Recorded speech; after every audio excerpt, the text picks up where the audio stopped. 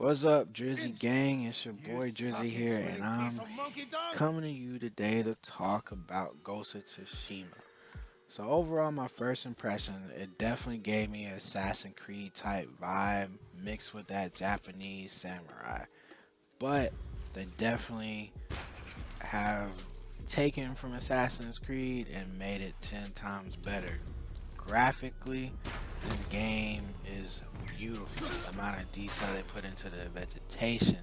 When you kill someone, literally, their blood splatters and it gets on your clothes. Little minute details like that, you definitely have to appreciate, man. Also, when you're riding your horse through a field of grass, your character will literally reach over and brush his hands against the grass, man. Like little things like that where the people who put their time and effort into this game didn't even have to do for us, they did it. Even while you're traveling, you can run into a fox or this golden bird, and they'll take you to a hot spring. They'll take you to these bamboo sticks. They'll take you to like a statue where you can, go and honor it or pray over it. You know, go and follow them and do these things because they'll increase your stats. Increase your stats for your health, all that stuff, man. That stuff matters. So here you can see in the video, I go into this hot spring and it got me reflecting on stuff. You know, this stuff, will help you in the long run. Because when I say the combat in this game is crazy, it is crazy. So the map size itself, I haven't even actually traveled all over the map, but I say the map is huge, man.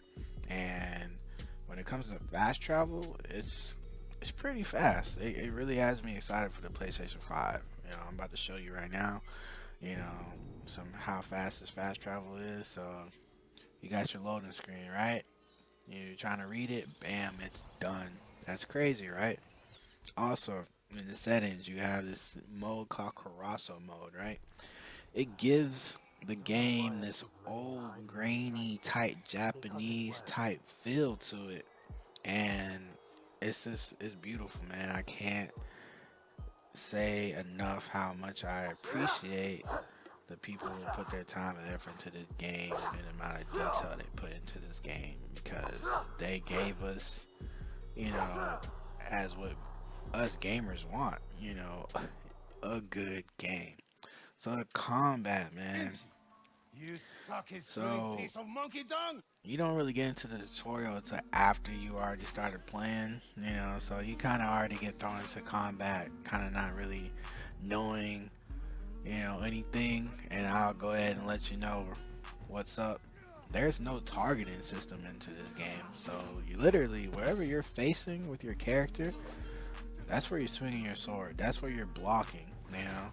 So it took a little time to get used to it, but I would say like after playing and after dying a bunch of times, I definitely enjoy the combat system in this game.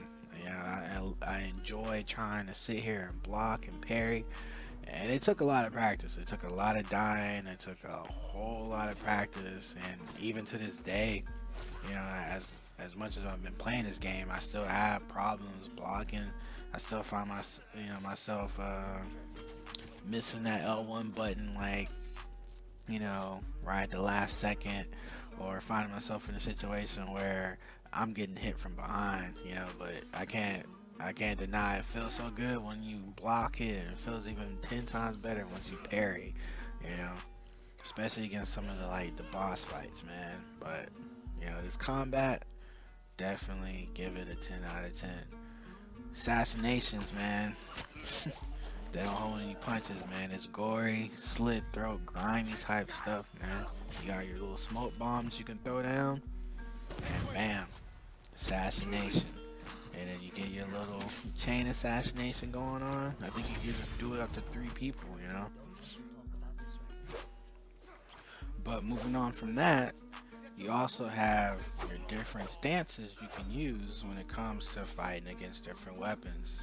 Like I said, this game has a lot of detail to it, and I can't help but to appreciate that, man.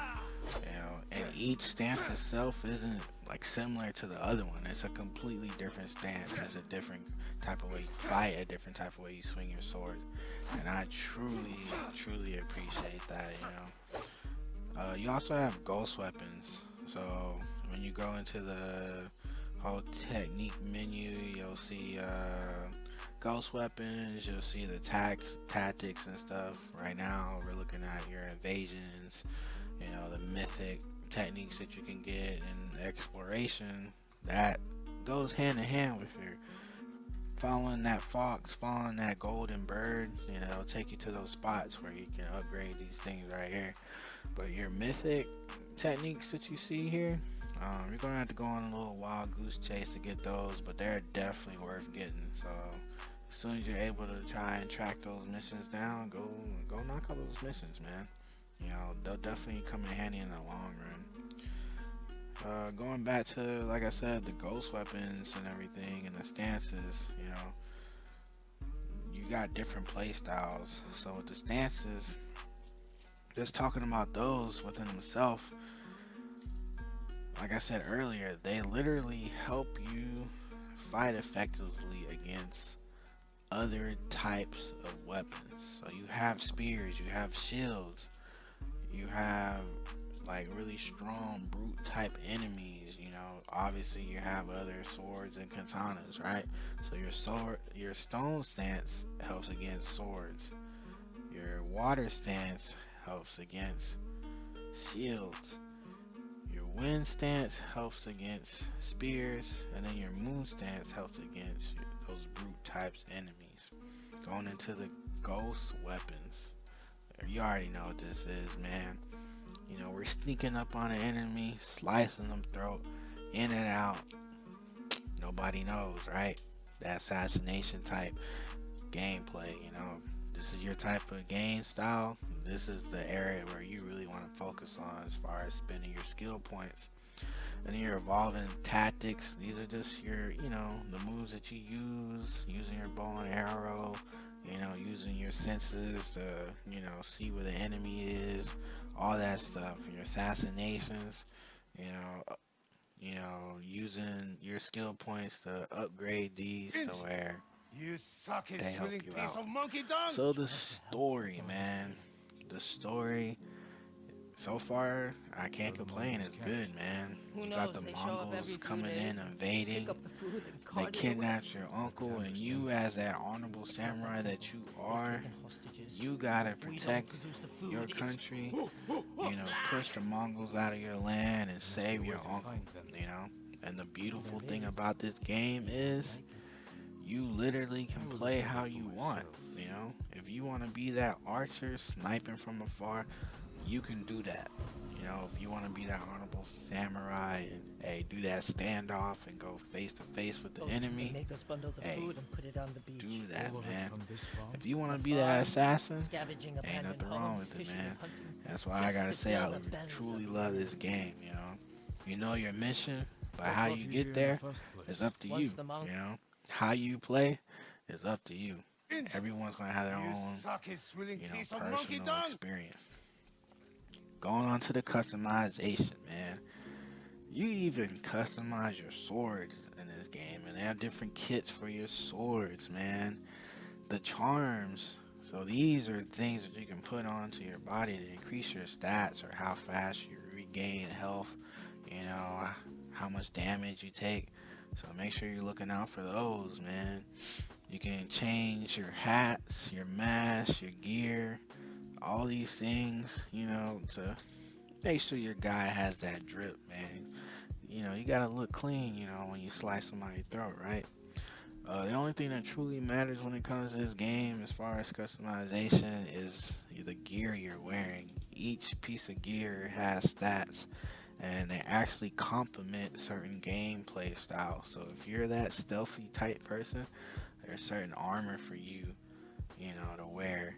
If you're that, I like to pull out my bow and shoot from afar, there's certain armor for you. And if you're that, I want to, get face to face with my enemy and slice and dice, there's even armor for you. So make sure you're keeping that in mind when you're picking out your armor. As far as your weapons, man, you got your longbow, you got your half bow, you got your heavy arrows, your regular arrows, explosive arrows, you got your wind chimes, smoke bombs, sticky bombs, all of that, man. Kunai, you know. So you have these different weapons, you're pretty much a Japanese Batman. You got your little utility belt. You're making sure you got the gear that you need to complete the mission, right?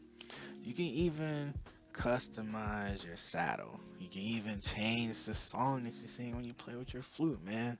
This game is amazing, you know. But let me just end this off by saying this game is a 10 out of 10. But that's all, man. Good night, good morning, wherever you are. Thank you for your time. Make sure you go like and subscribe. Peace out.